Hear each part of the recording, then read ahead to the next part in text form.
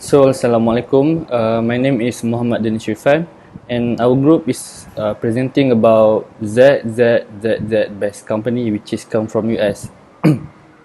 So, the first point is definition tone at the top in general.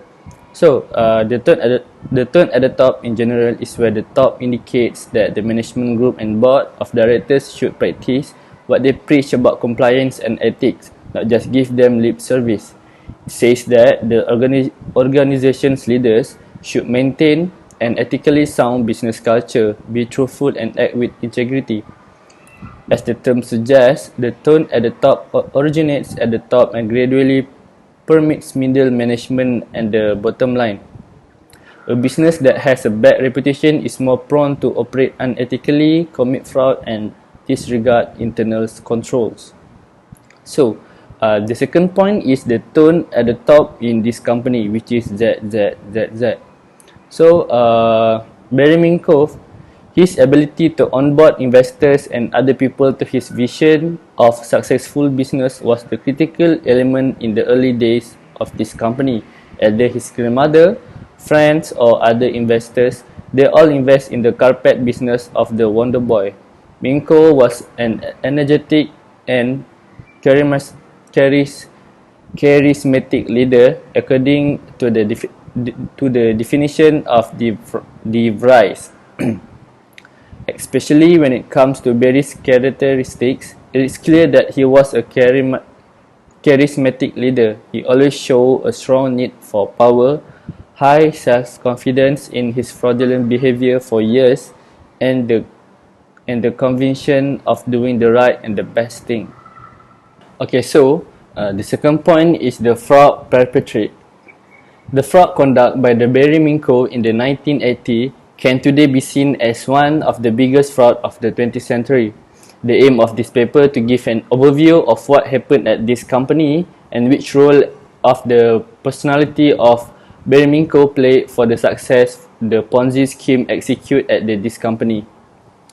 The final part is marked by the subsequent measure and standards which were established in the aftermath at the ZZZ Best scandal. First, this company was never profitable for Minko. He had to take loans in order to purchase operational equipment and repay debt. Minko was highly creative when it came to attracting investors to get money. The easiest option for him was to set up fake financial statements. Investors would delight to see a perfect business in the statements. Numbers and expectations far from reality. Furthermore, Minko tried every dirty trick to raise money. He did not even stop before insurance fraud. He faked burglaries in his office and managed to get paid compensation by insurance companies. Moreover, a minor part of his scheme, but also highly crucial for the overall success of his fraud, was overcharging. The real customer of this company who paid with credit cards or directly just charging the same amount for a second time. In case they would complain, they would get a refund, but in many cases, nobody raised concerns when getting billed. Alright, so the next point is the whistleblower of this company. The whistleblower that come from this company is not from their internal or their external auditor, but then it comes from a name, Tom Paget, who was a man, he is a private investigator. Tom Paget to confirm from time to time that Minko's company received occasional insurance restoration contracts on remodeling works on properties damaged by fire, storms, and other catastrophes. Soon, he realized that there was no need in development of carpet business because the main income was obtained by restoration operation. By that time, Minko had established fake insurance company and Paget had got the top position in it to confirm fraudulent restoration contract, so Greenspan didn't notice any problem with those sites. Next, the point is the fraud triangle. The three major elements that lead to fraudulent behavior are identified by the well-known fraud triangle paradigm in forensic accounting and criminology: pressure, opportunity, and rationalization. rationalization. In order to examine how the fraud triangle is applied and determined by Barry Minko, a former white-collar criminal, deserves another opportunity at identifying and looking into fraud. He offers a penitent case study. For the first point is the pressure. When Barry Minko was a fraudster, he was under a lot of financial strain. In order to satisfy investors and pay back debt, the CEO of the Zzzz Best company had to keep up the appearance of a profitability company. He was under financial strain, which prompted him to commit fraud, such inflating the company's income. Right. The second point is the opportunity. Because of his responsibility within the corporation, Minko had plenty of opportunity to perpetrate fraud. He made false invoice and financial statements by abusing this power, fooling investors and auditors. And the last point is the rationalization. By persuading himself that he could turn the company's fortunes around and that the end justified that means, Minko justified his fraudulent acts. It's possible that he thought his acts were only short-term solution required to bring about long-term success. So my name is Muhammad Najmi, and I will present about the consequences, effect, and penalty. So first of all, Zzzz was audited by Ernst and Whitney, which is currently as known as Ernst and Young, during the 60-80s accounting crisis. Their main duty as internal auditor were to examine and confirm the accuracy of the best financial statement, and in order to provide stakeholders and investors confidence about the state of the business finance. Regretfully, the auditor were unable to reveal the massive scam that the best creator, which is Barry Winco, has planned the fabrication of the fixed project, the establishment of fraudulent business, and the use of Ponzi scheme to mislead the investor and mispresent the company's financial performance were among the fraudulent act. The act that Ernst and Whitney was unable to define this fraudulent practice caused doubt on the efficiency and of its auditing process and contribute to the substantial losses that investors and other stakeholders endured after the scam was eventually discovered. So next is the company itself, which is Barry Winco is the founder, and the organization claimed that the insurance restoration industry, more particularly the restoration business. Zzzz attracted notice for its quick expansion and prosperity, but it was eventually discovered that large portion that successfully was attributable to dishonest practice. The company financial accounts were manipulated by Barry Winco and the association in order to present a false picture of successful enterprise. Because of the Zzz's alleged to success, investors were drawn in, and Ernst and Whitney, now a division of which is Ernst and Young, become involved as a auditor. The description include fabrication, restoration project, and mispresenting the business earning to bring in additional capital.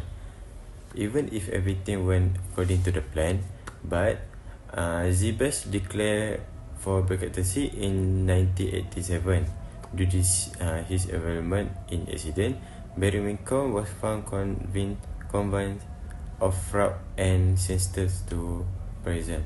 Moreover, the Moreover, I will move to the management. Barry Minko was an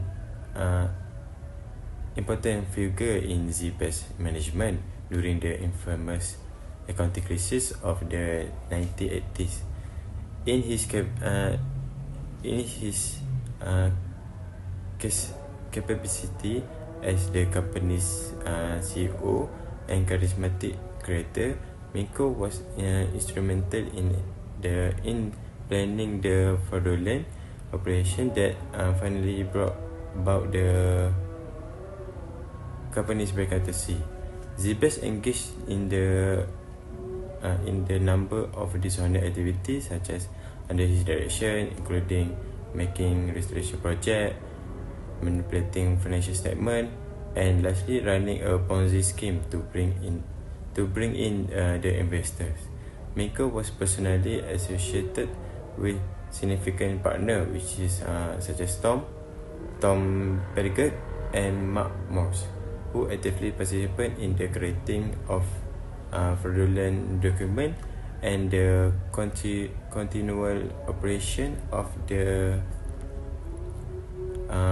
fraudulent scheme. So I will move on to shareholder. According to fraudulent financial document and success claims, a large number of shareholder in Zzz's case scenario invested in the company. This shareholder lost a lot of money when the fraudulent operation were revealed and the real status of the business were revealed. However, it's important to keep in mind that case study related to corporate fraud rarely name a specific person, owner, or make them publicity accessibility.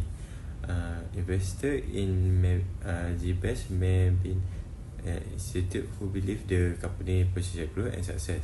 It is possible that large number of them were drawn in by fraudulent financial data and appearance of a successful company. Last but not least, the other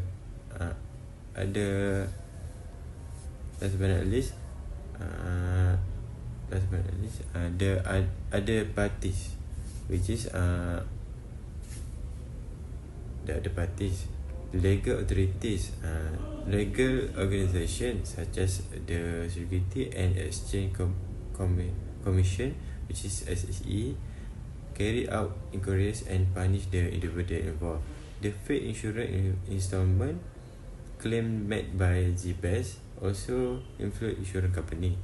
The case emphasized the need for strict regulatory control as well as the significance of moral behavior in business management. It is combined the different parties involved help in shape the Zzz's case broader applications, which turned in effect later changed and brought attention to necessary of responsibility, transparent and due to investigation of business and auditing sectors. And for the conclusion, Barry Winko and his friend put together an elaborate scheme that fooled auditor, investor and the financial community overall and the shareholder. Upon this scheme, fake restoration project and investigated financial statement all contributed to company's bankruptcy and significant losses for its owner by giving the impression of success.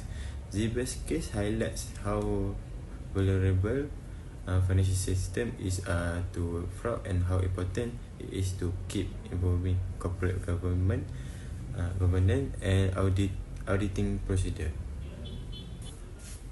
So lastly, the wisdom that I discovered is we need to always approach financial information with a healthy dose of skepticism.